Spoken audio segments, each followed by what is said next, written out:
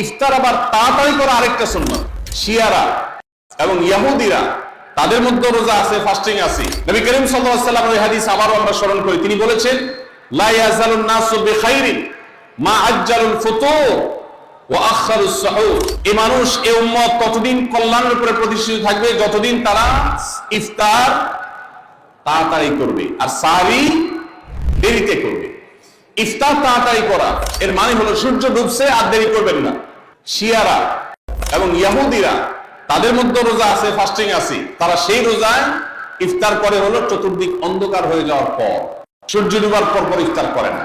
তো এই জন্য নবী সাল্লাল্লাহু আলাইহি ওয়াসাল্লামের আদর্শ হলো তার বিপরীত, অর্থাৎ সূর্য ডুবার পর পর ইফতার করে ফেলা, অতিরিক্ত বিলম্ব না করা। আল্লাহ আমাদেরকে আমলের তৌফিক দান করুন। ইফতারের দোয়া জানা আছে ভাই? কি দোয়া? আমরা একটা দোয়া কমন জানি বাংলাদেশে মানুষ, সেটা হলো আল্লাহুম্মা লাকা সুমতু আলা রিজকিকা আফতারতু। এটাও হাদিসে বর্ণিত হয়েছে, কিন্তু হাদিসের সনদ নিয়ে অনেকে কোনটা নিয়ে আলাপ করেছেন, প্রশ্ন তুলেছেন। আল্লাহুম্মা লাকা সুমতু মানে হলো, হে আল্লাহ, আপনার উদ্দেশ্যে রোজা রেখেছি, ওয়া আলা রিজকিকা আফতারতু, এবং আপনার দেওয়া রিজিক দিয়ে ইফতার করেছি। আর ইফতারের আরেকটা দোয়া হলো যাহাবাজ যামা ওয়াবতাল্লাতিল উরুক ওয়া সাবাতাল আজরু ইনশাআল্লাহ। এটা একটা দোয়া। যদি এগুলো দোয়ামূলক নয়, আমরা দোয়া বলছি, এটা মূলত আল্লাহর কাছ থেকে একটা প্রত্যাশা। এর অর্থ হলো যাহাবাজ যামা, আমার পিপাসা দূর হয়ে গেছে, ওয়াবতাল্লাতিল উরুক, আমার শিরা উপশিরাগুলো সব সিক্ত হয়ে গেছে, ওয়া সাবাতাল আজরু ইনশাআল্লাহ, এবং আল্লাহ চাহেন তো এই রোজার বিনিময় আমার সাব্যস্ত হয়ে গেছে, আল্লাহর কাছে এটা স্থির হয়ে গেছে। এটা হলো ইফতারের দোয়া। ইফতারের দোয়াটা কি ইফতারের আগে করব না পরে করব? ইফতারের দোয়াটা যারা ইফতারের আগে করার পক্ষে তারা হাত তোলেন, অল্প সংখ্যক মানুষ। আর বাকিরা সবাই কি পরের পক্ষে না মাঝখানের পক্ষেও আছেন লোক? সব পরের।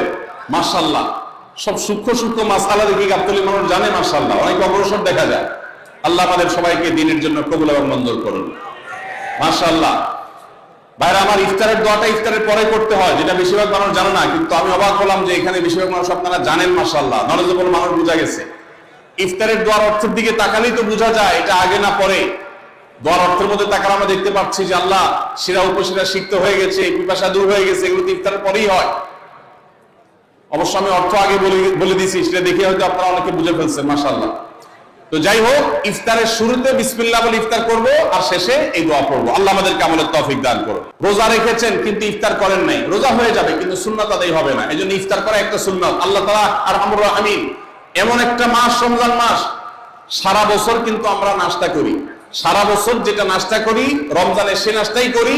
পার্থক্য হলো সারা বছর নাস্তা করি সকালে, রমজান নাস্তা করি সন্ধ্যায়। মানুষ দীর্ঘ সময় না খেয়ে থাকার পরে যে খাবার খায় সেটাকেই ব্রেকফাস্ট বলে, সেটাকেই নাস্তা বলে। আরবিতে যে ইফতার বলা হয়, এই ইফতার শব্দের অর্থ কিন্তু নাস্তা। ইফতার শব্দের অর্থ কি? নাস্তা। সারা বছর নাস্তা খেলে কোনো সওয়াব হবে, কিন্তু রমজান মাসে আপনি যদি সারাদিন উপবাস থাকার পর সন্ধ্যায় ব্রেকফাস্ট করেন, অর্থাৎ ইফতার করেন, তাহলে আল্লাহ তাআলা আপনাকে সুন্নাত পালন করার সওয়াব দিবেন। এই জন্য ভাই, ইফতার করা একটা সুন্নাত। সাহরি এবং ইফতারে খেজুর খাওয়া, খেজুর দিয়ে সাহরি ইফতার করা। ইফতারে আপনি অন্য যা খান না খান, খেজুর দিয়ে খাবেন। নবী সাল্লাল্লাহু আলাইহি ওয়াসাল্লাম আধা পাকা আধা খেজুর দিয়ে ইফতার করতেন, যেটাকে রোতাব বলা হয়। আর যদি সেটা না পাওয়া যেত, সাধারণ যে কোনো খেজুর, সেটাও না পাওয়া গেলে একটু পানি খেয়ে তারপর তিনি ইফতার করতেন। আমরা ইফতারে খেজুর খেতে হয় সুন্নাহ, এটা আমরা জানি, কিন্তু যেটা জানি না সেটা হলো সাহরিতে খেজুর খাওয়া। ভোর রাতে সাহরিতে খেজুর খাওয়া সুন্নাত, এটা আগে কে কে জানতেন? হাত তোলেন। আগে জানতেন, মাশাআল্লাহ, হাত নামান। গত বছর রমজানে সাহরিতে ভাত তরকারি যাই খাইছেন না খাইছেন, একটা হলো খেজুর খাইছেন, কারা কারা হাত তোলেন? মাশাআল্লাহ, এদিকে সব আমল করা মানুষ, মাশাআল্লাহ।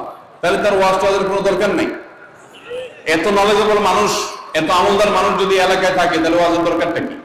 আল্লাহ আমাদের সবাইকে আমলের তৌফিক দান করুন। ভাইরা আমার, ইফতারে খেজুর খাওয়া যেমন সুন্নাত, সাহরিতেও খেজুর খাওয়া সুন্নাত, কিন্তু খেজুর খাওয়া কোনো ফরজ ওয়াজিব নাই। খেজুরের দাম বেশি হয়ে গেছে, আপনি কিনতে অপারগ। যদি একটা খেজুরের পুরো রমজান না খান, আপনার রোজার কোনো অসুবিধা হবে। তবে নবী সাল্লাল্লাহু আলাইহি ওয়াসাল্লাম যেহেতু ইফতার এবং সাহরিতে খেজুর খেতেন, আর খেজুরে প্রচুর পরিমাণ সুগার আছে, উপকারী, যেটা মানুষের স্বাস্থ্যের জন্য উপকারী, প্রচুর পরিমাণ এনার্জি আছে, খাদ্য শক্তি আছে, সারাদিন রোজা রেখে আমাদের যে সুগারের ঘাটতি হয় সেটা পূরণ করার জন্য সহায়ক হয়। এই জন্য সাহেব এবং ইফতারে খেজুর খাওয়া এমনিতেও উপকারী। আর নবী সাল্লাল্লাহু আলাইহি ওয়াসাল্লামের সুন্নাহ, তিনি বলেছেন নি'মা সাহুরুল মুমিনি আত-তামার, ইমানদারের সাহারির আইটেমের মধ্যে সবচেয়ে বেস্ট উত্তম হলো খেজুর। এই জন্য অন্য যাই খান না খান একটু হলো, এক পিস হলো খেজুর খাবেন, ইনশাআল্লাহ সুন্নাত আদায় করার নিয়তে খেলে এই খেজুর সুন্নাতটা আদায় হয়ে যাবে। আল্লাহ তাআলা তা চাহেন। তো রমজান মাসে রোজা রেখে আমরা বেশি বেশি দোয়া করব। চলতে ফিরতে উঠতে বসতে দোয়া করতে পারেন। আমাদের মায়েরা অনেকে শুনছেন আমাকে, রমজান মাসে আপনি গৃহস্থলী কাজ করছেন, রান্না বাড়া করছেন, ঘর ঝাড়ু দিচ্ছেন, আর মনে মনে আল্লাহর সাথে কথা বলেন। দোয়া মানে আল্লাহর সাথে কথোপকথন। আল্লাহ আপনি আমাকে মাফ করে দেন, আমার বাবাকে মাকে মাফ করে দেন, সন্তানগুলোকে হেদায়েত দান করেন, চোখের পানি ফেলেন। নিয়মতান্ত্রিক দোয়া, বসে বসে হাত তুলে দোয়া করবেন কেবলামুখী হয়ে।